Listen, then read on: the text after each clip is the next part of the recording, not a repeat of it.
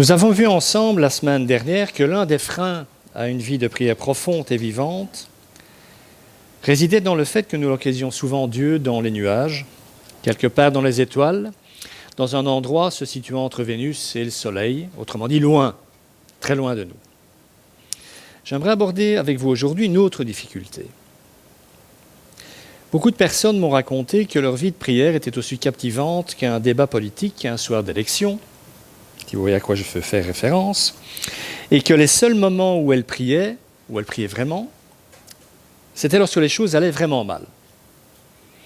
Quand la situation semblait totalement désespérée, qu'elles estimaient n'avoir aucune possibilité d'influer sur la situation en question, de quelque manière que ce soit.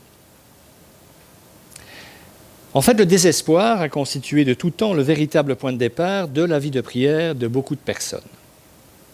En dehors des temps de crise, par contre, nous ne prions pas, ou pas vraiment, car nous préférons nous reposer sur notre intelligence et nos propres forces. Alors, ce qui était intéressant, parce que ça l'est, dans cette façon de fonctionner, c'est que ça nous dit quelque chose de ce que nous croyons véritablement concernant la prière. En fait, je crois que ça veut dire une chose en particulier. Dans les moments ordinaires de nos vies, nous croyons que la prière ne change pas vraiment les choses. Pour le dire autrement, que prier, ça ne sert pas vraiment à grand-chose. De nombreuses personnes pensent que leurs prières ne changeront pas ce que Dieu a décidé, alors à quoi bon prier ?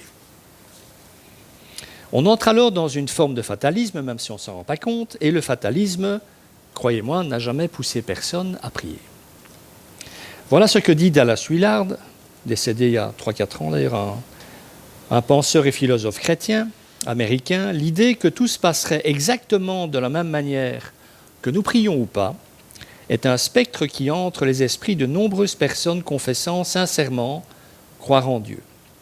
Cela rend la prière psychologiquement impossible, la remplaçant au mieux par un rituel moribond.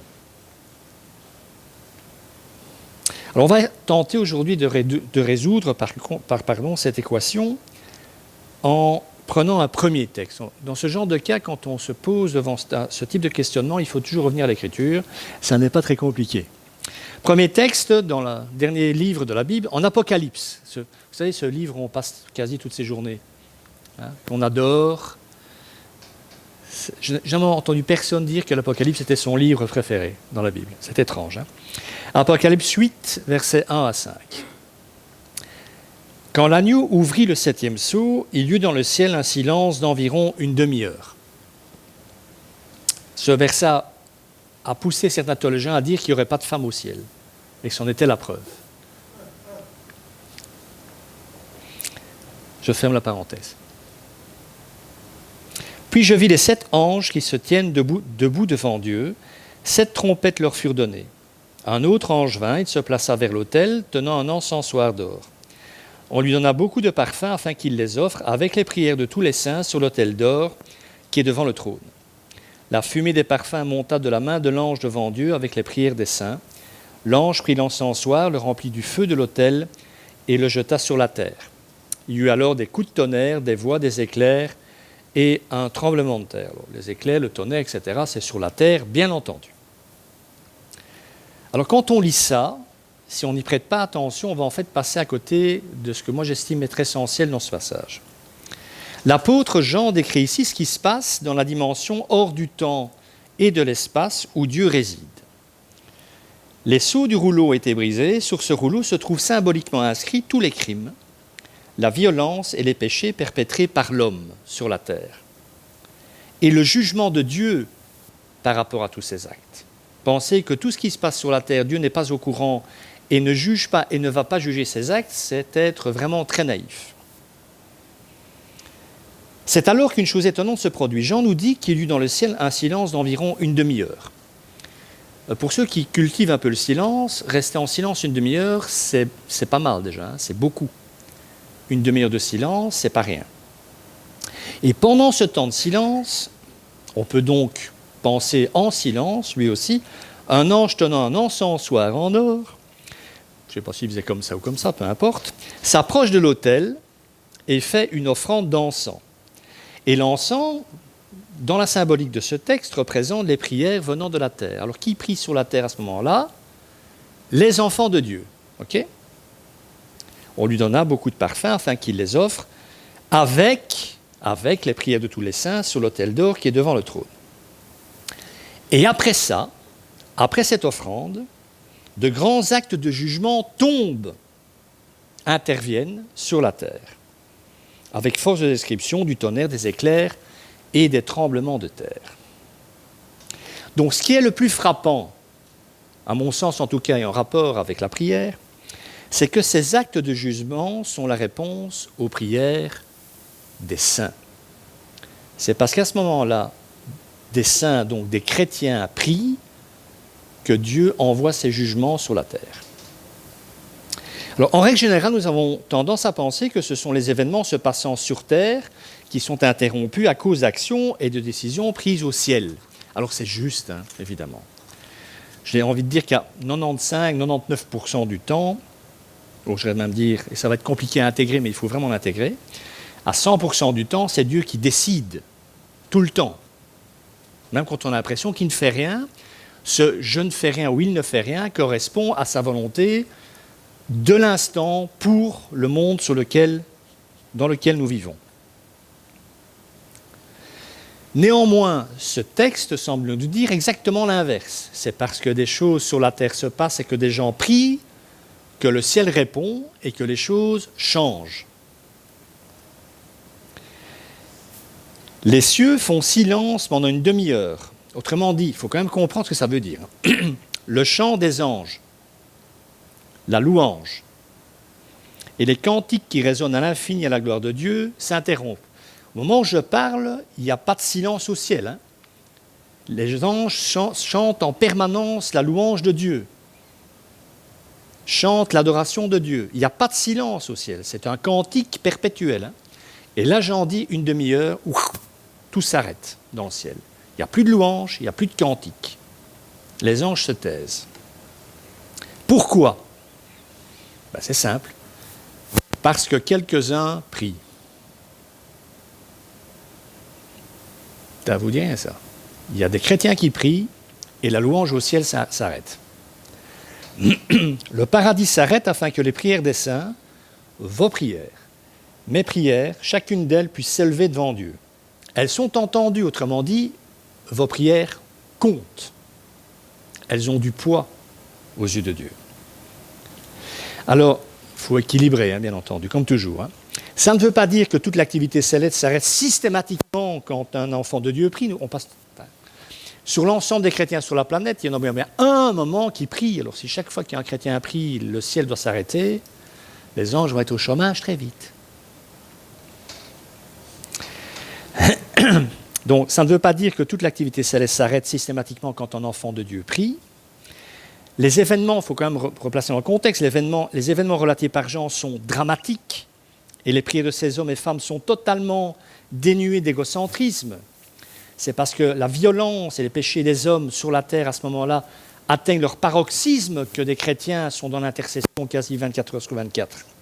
Donc ces prières-là sont totalement dirigées vers Dieu et sa volonté et pas vers eux. Ces gens sont dans le combat spirituel, dans la réalité profonde de la vie chrétienne. Ils ne prient pas pour des futilités. Le contexte des pains par Jean est solennel. On parle du jugement de Dieu tout de même. Des chrétiens qui n'en peuvent plus, ils disent « Seigneur, interviens », on n'en peut plus, quoi. Mais il n'en reste pas moins une chose terriblement importante. Les prières d'hommes et de femmes, d'êtres humains tels que vous et moi, comptent. Elles comptent même tellement qu'elles interrompent parfois l'activité du ciel.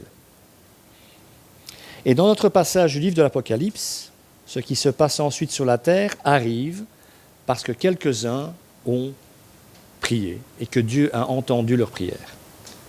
Et je pense vraiment que c'est ça, à travers ces 5 versets, d'autres choses bien sûr, hein, mais c'est ça en tout cas en rapport avec la prière que Jean veut nous transmettre à travers les siècles. Lui, je le rappelle, qui a eu cette révélation de l'Apocalypse, de ce qui doit arriver, Parce qu'il priait. C'est quand il est en prière que Jean a reçu cette révélation. Donc l'histoire appartient aux intercesseurs, à ceux qui croient, qui prient et font advenir le futur. Je n'aime pas dire ce que je vais dire, parce que je me sens concerné aussi, évidemment, je ne suis pas meilleur que vous, et certainement pas dans le domaine de la prière, malheureusement. C'est pour ça qu'il faut lier la prière à la foi. Si on ne prie pas, on ne croit pas. Si on n'a pas de temps personnel avec Dieu, on vit sa vie sans Dieu. On vit, comme le disait Greg Rochelle, je pense, c'est le titre d'un de ses livres, on vit comme des chrétiens athées. On dit qu'on croit en Dieu, mais on vit comme si Dieu n'existait pas. Ce que nous dit ce texte de l'Apocalypse, et ça doit nous faire du bien, du moins j'espère, c'est que l'histoire n'appartient pas aux puissants, ici-bas, aux riches, aux dirigeants, aux armées, aux corporations, aux empires médiatiques, à tout ce que vous voulez. Tout ce que l'homme peut produire. En fait, ils ont l'impression de maîtriser, ils ont l'impression de diriger. Mais ils ne maîtrisent rien et ils ne dirigent rien. Alors, il est évident que les agissements de toutes ces personnes peuvent paraître impressionnants pour un temps, mais le jour viendra où toutes les actions purement humaines des hommes seront oubliées et jetées sur un tas de cendres. En réfléchissant à ça, je me suis dit que s'il fallait donner un argument pour remettre l'importance de la prière en avant, ce serait de nous poser la question de savoir ce que Jésus fait depuis qu'il est parti rejoindre son Père à sa droite, depuis l'ascension. Qu'est-ce qu'il fait Jésus depuis ce temps-là?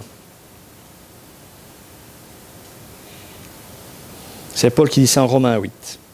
Pour rassurer ses frères chrétiens à Rome, qui sont aussi, qui vivent des moments pathétiques. Il parle des chrétiens. Qui les condamnera? Qui condamnera les chrétiens? Qui? Et Paul, comme argument, dit simplement, Jésus est mort, bien plus, il est ressuscité, il est à la droite de Dieu, et il intercède pour nous, il prie pour nous. Ça fait 2000 ans que le Christ est en prière. C'est important la prière, vous croyez? Apparemment, pour Jésus, c'est solidement important la prière. Ça l'était lors de son passage sur cette terre, et ça l'est encore aujourd'hui. Son ministère terrestre a duré 3 ans. Son ministère d'intercession dure depuis plus de 2000 ans. Si les autres arguments ne font pas mouche, j'espère que celui-là fera réfléchir au moins. Alors même si cela peut faire surgir certaines questions que nous aborderons dans un message ultérieur, l'enseignement biblique concernant la prière nous mène à une merveilleuse et écrasante conclusion. La prière change les choses. Ça fait bouger les lignes. Alors la première prière d'intercession que nous ayons dans le texte biblique est celle bien connue, je crois, d'Abraham. Rappelez d'Abraham quand même un petit peu. Intercédant pour les justes, entre guillemets, de la ville de Sodome et Gomorrhe, de sinistre mémoire. On va prendre ce texte en Genèse. On a commencé par l'Apocalypse, maintenant on rebobine jusqu'au premier livre de la Bible. Vous noterez au passage la cohérence.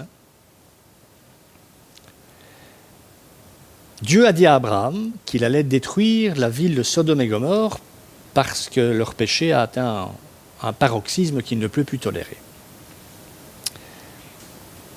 Abraham s'approcha et dit, « Supprimeras-tu vraiment le juste avec le méchant?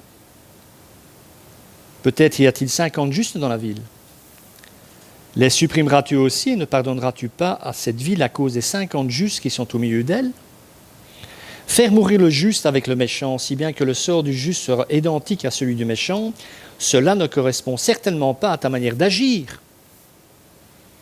Celui qui juge toute la terre n'appliquera-t-il pas le droit? » Et culotté Abraham quand même, de faire un cours de justice à Dieu.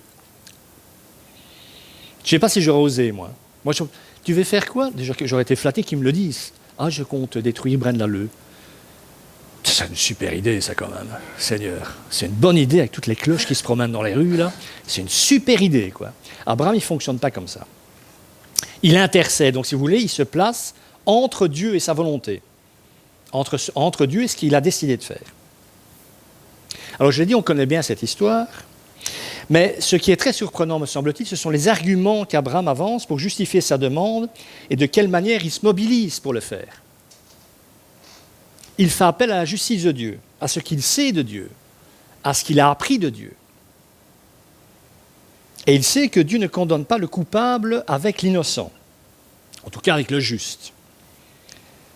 Et le moins qu'on puisse dire, c'est qu'il ne lâche pas le morceau, parce qu'il ne va pas s'arrêter là. Après 5 ans, on dit, oui, mais s'il reste autant de justes, et puis je crois qu'il va aller jusqu'à 10. Oui, mais Seigneur, s'il y a 10 justes, tu ne vas quand même pas détruire cette ville. Alors, on connaît la fin, normalement. Abraham ira jusqu'à invoquer la miséricorde de Dieu si seulement 10 justes se trouvent dans la ville. Et Dieu dit, s'il y en a 10, je ne la détruirai pas, la ville.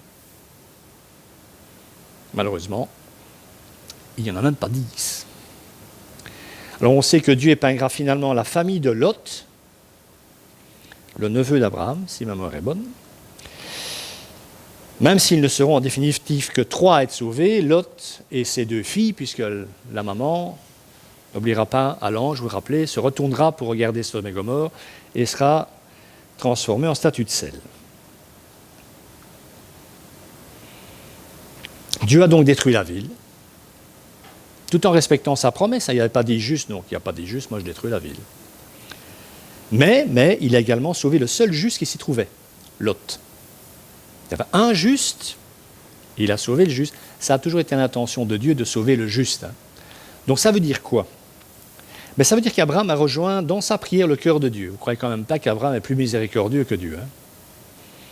Ne vous dites jamais, quand vous intercédez pour quelqu'un qui a fait des bêtises, que vous êtes plus miséricordieux que le Christ. Il faut rester raisonnable dans sa prière.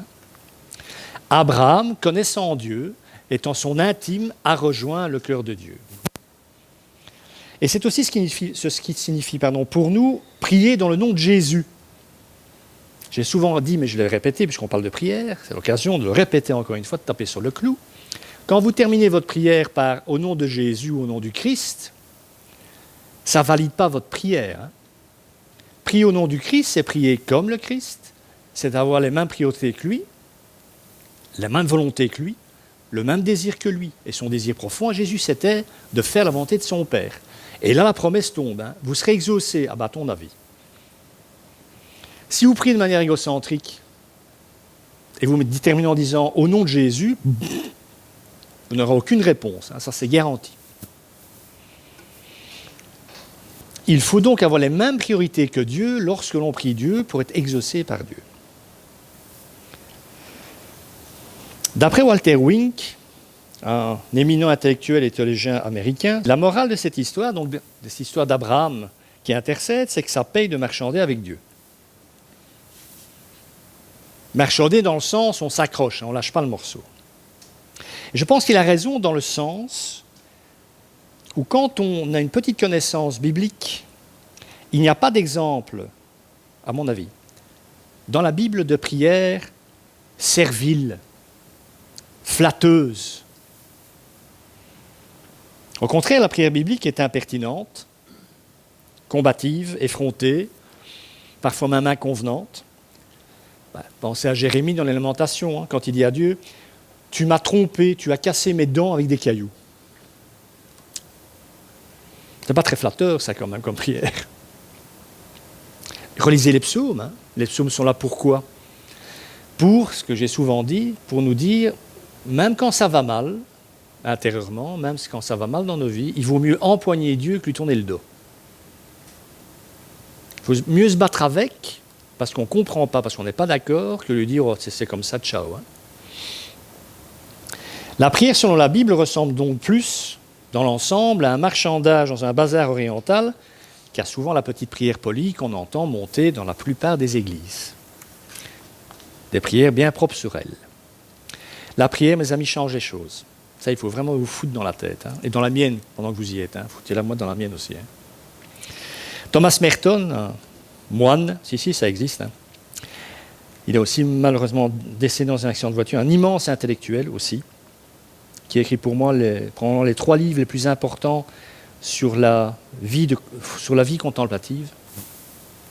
Thomas Merton explique que lorsqu'il n'était encore qu'un jeune prodige littéraire, il avait passé quelques jours dans un monastère.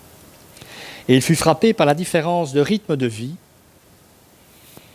de la vie de ces hommes consacrés, qui avaient consacré leur vie à prier. Et à la suite de cette première expérience dans ce monastère, il a déclaré « Ces hommes, donc les moines, font pour leur pays ce qu'aucune armée, aucun congrès, aucun président ne fait. Ils gagnent pour lui la grâce, la protection et l'amitié de Dieu. Pourquoi ? Parce qu'ils intercèdent. » C'est la même dimension quand Paul dit de prier pour les autorités, ce que je ne fais quasi jamais, pour être honnête avec vous. Parce que pour moi, malheureusement, je me dis simplement « Seigneur, je vais quand même pas prier pour cette bande de crétins, quoi. » Mais c'est une catastrophe de penser ça. Parce que s'ils sont aussi crétins que ça, vous justement prier pour eux, quoi, pour qu'ils le soient un peu moins, si c'est possible.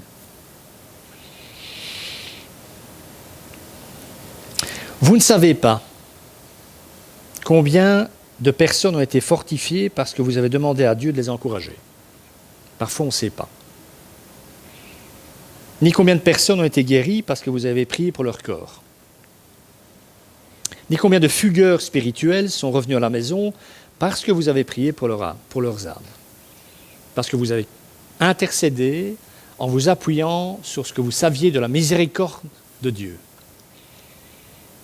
Que sa miséricorde, pour reciter Jérémie, n'est pas épuisée, que ses bontés ne sont pas épuisées, elles se renouvellent chaque matin. Vous avez une journée catastrophique, il y a un jour demain. Et Dieu sera là dès le matin avec vous.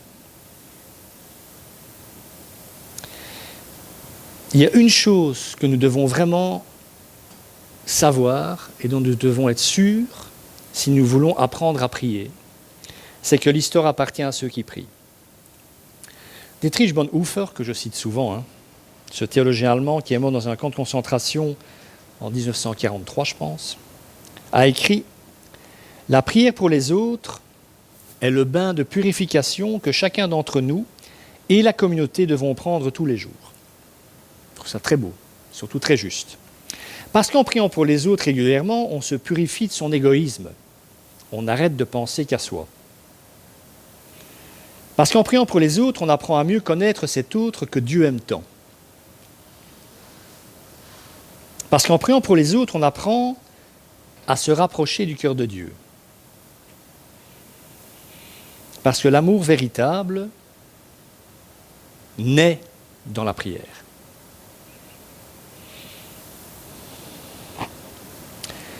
Tony Campolo, c'est lui, un pasteur sociologue et ancien conseiller du président américain Bill Clinton, ça c'était plutôt raté, raconte qu'il est un jour arrivé lors d'une réunion de prière. Il avait été invité à prêcher dans une église pentecôtiste et avant qu'il ne prenne la parole, mais c'est vrai dans les églises non pentecôtistes aussi souvent, avant qu'il ne prenne la parole, il se retrouve dans une pièce avec 8 autres hommes en train de prier pour lui. Alors ce qu'il faut savoir, il explique, c'est qu'il est à genoux et les autres lui imposent les mains, en espérant qu'il les ait lavés avant. Ça, c'est un autre problème.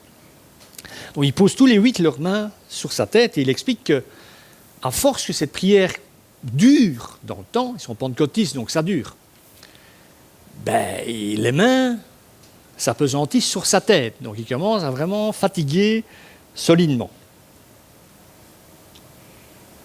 Mais le pire, c'est pas ça. Le pire, explique-t-il, c'est qu'un des 8 hommes ne prie même pas pour lui. Il prie pour un certain Charlie Stolfus. « Seigneur, je cite, Seigneur, tu connais Charlie Stolfus. Il vit dans cette caravane argentée à 2 km d'ici. Tu vois la caravane, Seigneur, celle au bout de la route, sur la droite. » Là, Denis se dit, il faudrait peut-être que j'explique à ce gars qu'il n'est pas obligé de donner des détails pareils à Dieu, il sait, quoi. Et ça écourterait la prière aussi, parce que mes cervicales sont en train de lâcher. Seigneur, Charlie m'a dit ce matin qu'il allait quitter sa femme et ses 3 enfants. Fais quelque chose, Seigneur. Recolle les morceaux de cette famille. Alors Tony s'est finalement libéré du poids sur sa tête, a délivré son message, est remonté dans sa voiture et a repris la route pour rentrer chez lui.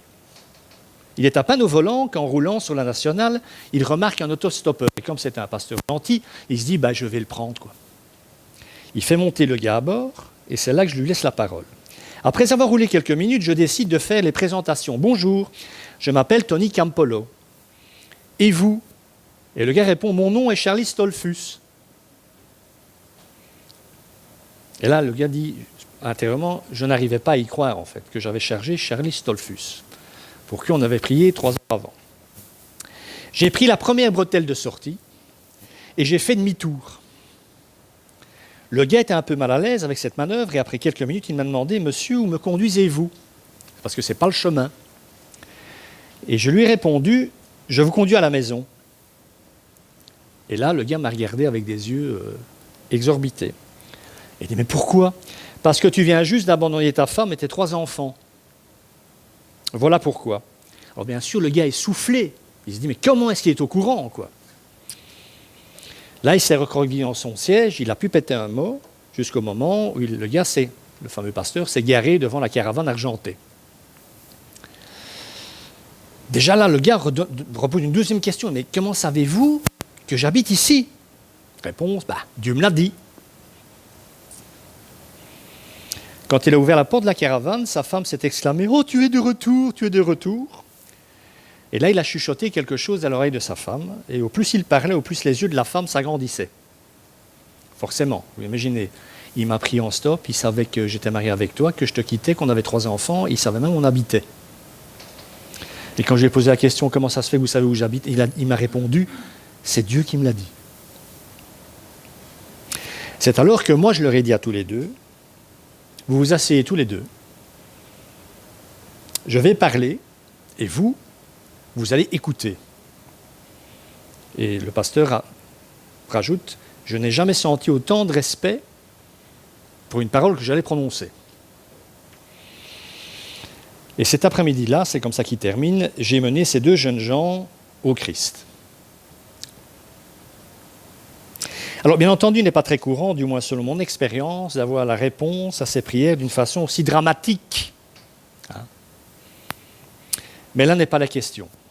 L'important, c'est que Jésus a parlé de la prière, il a parlé de l'intercession.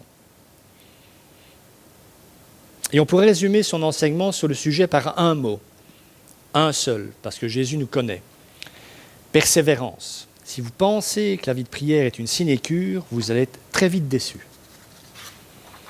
C'est un combat. Et dans mon expérience, malheureusement, c'est un combat qu'on perd souvent. La persévérance, on a vraiment du mal avec ça. Jésus a parlé de la prière en usant de paraboles qui parlaient, par exemple, d'une veuve têtue qui cassait les pieds d'un juge pour obtenir ce qu'elle voulait. Encore une fois, elle n'a pas lâché le morceau. Il a aussi parlé de 2 voisins qui demandent, là encore, avec persistance, qu'on leur vienne en aide, et de nuit. Ils demandent de l'aide et de nuit. Ou encore de petits-enfants qui étaient persuadés que leur père finirait par répondre à leurs demandes.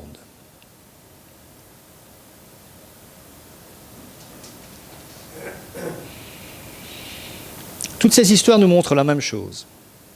Si la persévérance paye, même à un niveau simplement humain, où nous devons, il faut bien le dire, bien souvent triompher de l'empathie ambiante, ambiante, à plus forte raison devons-nous nous approcher de notre Père dont l'amour et la sagesse dépassent l'imagination.